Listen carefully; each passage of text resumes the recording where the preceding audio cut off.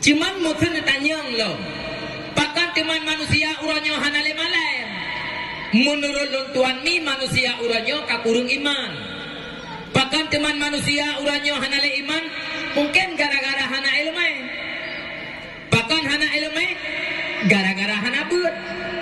Pakan hana but karena punya tamu jikot ke perkara but uranyo bak urang Aceh.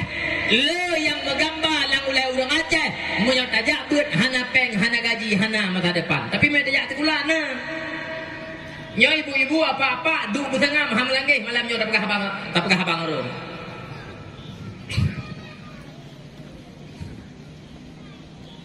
Mi nyo yang tak salah bukan sekolahnya. Yang tak salah jumpa mertua bukan guru dan ibunya, tapi pakan mi mertua abu mertua sampai roh long pegah lagi nyo. Karena ahwat tak kaji uranyo ahwat tak kalan asai masalah.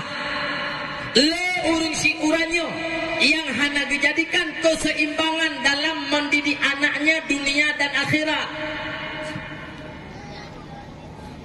Le ma uranyo jumpa mertua jiat puntung buat anak gara-gara anak ke pertama SMP.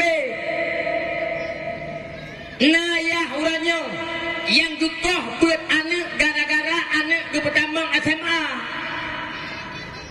Padahal hana kekalan anak memangnya ke SMA. Anak memangnya jumpa mertua ijih kabeh SMA.